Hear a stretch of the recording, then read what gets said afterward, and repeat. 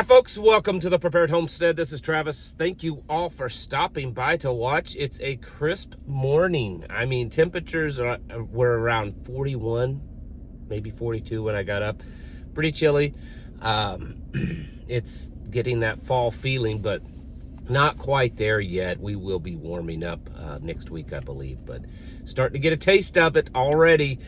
A lot of things going on. I talked a lot about the critical situation that we're finding ourselves in with the illegals that's poured into this nation. I mean, that's not any new news to you folks. You all know that. But it's becoming more and more apparent.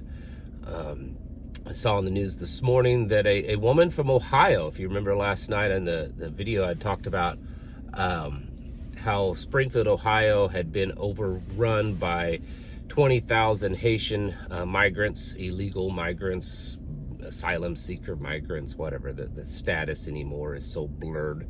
But there'd been reports of them stealing pets and cooking them and eating them. They were taking ducks and geese and swans from public parks and eating them. There's a woman that was arrested for killing someone's cat and eating it. Witnesses saw her do it. She was eating it in the front yard. Yeah, this is what we're dealing with, folks.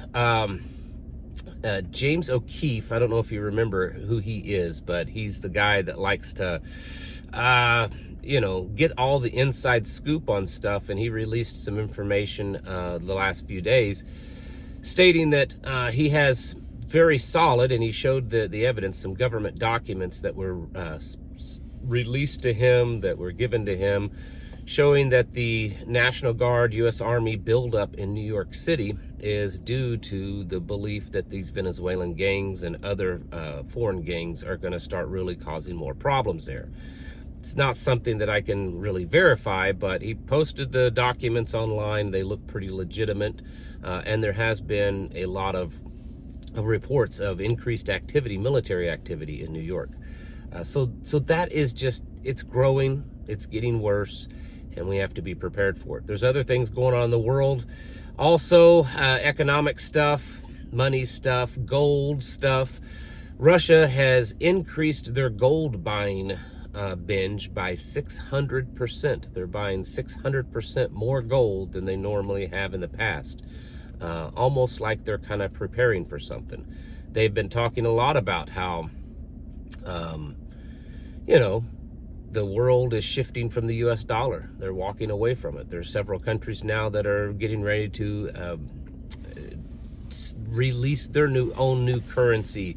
And there's over 50 nations that are lining up to be part of BRICS.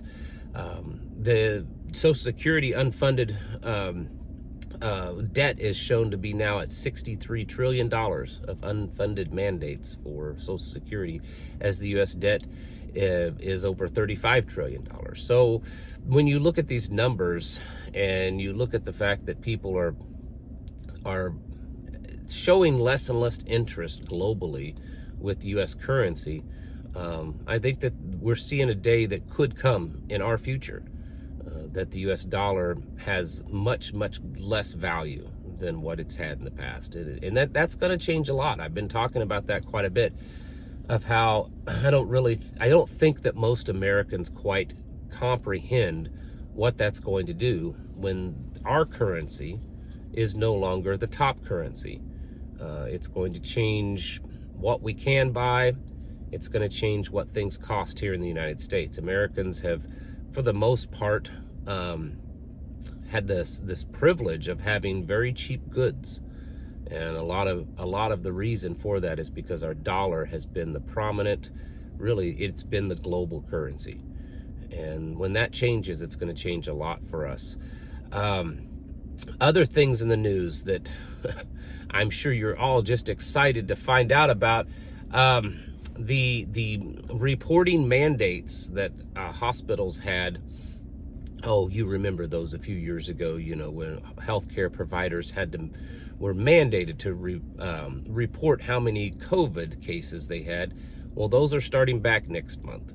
The amount of positive cases, now I'm just regurgitating what's in the news, of COVID is actually higher now than it's ever been. Well over 1 million a day are being reported.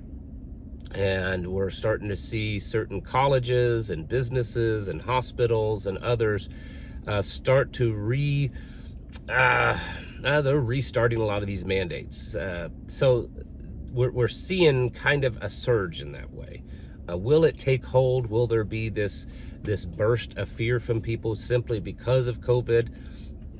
Maybe, maybe not. But there's definitely a push. I've seen just in my own experience, even around here, not a ton, but definitely online, but even around here, some more and more people wearing masks. People are starting to shift back towards that. And then also just a few days ago, it was announced that the first of its type, how they discovered it, it was the first human case of H5N1 bird flu that did not have any known human animal contact. Was discovered here in the United States, and it was actually in the state of Missouri, I believe, up in the St. Louis area. A woman tested positive for it, and they are unable to determine or to prove that she had any contact whatsoever with livestock animals that could potentially be carrying H5N1 bird flu. And that is growing. More and more cases, more and more, cattle herds and stuff that are testing positive for the H5N1. So that's happening also. We're also, the whole election stuff. It's getting interesting if any of you care about it. I honestly don't care about it as much as probably I should, because I think most of these elections are all rigged, and whoever's going to win's already been predetermined by someone other than you or I. But they have postponed Trump's sentencing date for his case in New York till after the election. So maybe that's good, maybe that's bad. But Trump has bumped ahead in the polls. Now, of course, I don't believe any of these polls. I think they're all garbage. It's just a way to manipulate and control people. But there are messages behind them. And so now they're saying that Trump is leading ahead of Kamala Harris in the polls, which I kind of think that's there's kind of going to be a setup here. They've been complaining a lot about Russia interference again. We're hearing the Russia thing, and it's quite possible that they're going to maybe say that Trump won, but by default, by fraudulent means. That one way or the other, whether it's a Kamala Harris win, much like the Joe Biden win, where the overnight numbers skyrocket, or maybe Donald Trump does win, and then they go back and say, oh, it's all fraudulent. Now we have to dethrone Donald Trump, and then there's a big fight over that. Whatever it is, there's going to be some kind of major upset. I cannot even fathom this election going by without some big hiccup. And you're starting to see a lot of the things that they're trying to create a narrative. Russia's interference, Trump is surprisingly leading against Kamala Harris, and then they're able to say, oh, see, it's a stolen election, right? Which means that they're planning, they're hoping, they're pushing for a great disturbance come election time. I think that they want violence, and they want riots, and they want all of that. And so we have to be prepared for that. All of these things and more are happening. And for me, when I look at all of this, all it tells me is that we're moving closer and closer to the end. We're getting into that definite collapse stage where it's become quite obvious that our nation is falling apart. You can look around, look at the social programming that's going on, what is considered normal, what is being thrust upon families, children, women, all of this stuff that is considered normal now. They're all just signs that we are collapsing, and it's something that we have to be prepared for. That means it's different, though, than, I'm going to be preparing for an EMP. I'm going to prepare for a major storm. I'm preparing for this or that.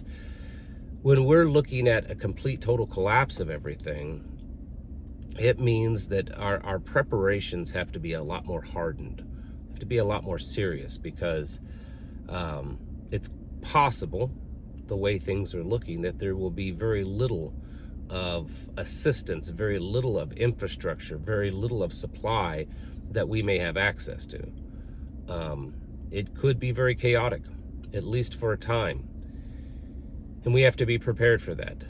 So it means when you're looking at your food supply, I wouldn't be looking at a 6 weeks, 3 month, 9 month food supply. I would be looking at least a 2-year food supply. And I know that's a lot. That sounds like a lot, especially to come up with between now and the end of the year, or November, or whatever. But I would certainly be trying to reach that goal. Water's the same way. You should attempt to have about 2 to 3 months of water stored. That's a lot of water, but then you also need to have a means to purify that water, to make it sanitary so that you can drink water that you find out of surface sources. You need to have enough medical supplies, and not just for the scrapes and the cuts and the boo-boos, but you need to have enough medical supplies to take care of just about anything and everything, because you may not have access to the medical system. Defense, you need to be able to defend yourself, and you need to be able to work with others to defend your group, your tribe, your community. These things and more are critically necessary, looking at all the things that are happening, because it's moving pretty fast, folks. I know a lot of us, I've said it at times, that it's moving a little bit slower than I thought it would. I figured we would be much further down the road than we are now. But honestly, when you sit back and you look over the past 3 or 4 years, it's moved quite quickly. And we're in a place now that I don't think most people would have even imagined we would be in 4 or 5 years ago. And yet here we are. So you need to get ready, prepare, don't stop, keep yourself focused on what you're doing. Don't allow fear to creep in and slow you down, because that's the enemy talking to you. We can and we will win this one. We know the end of the story. All we have to do is to endure to the end. Folks, it's time to get your houses in order and to prepare yourselves mentally, physically, and spiritually. Thanks for watching, and I'll catch you in the next video.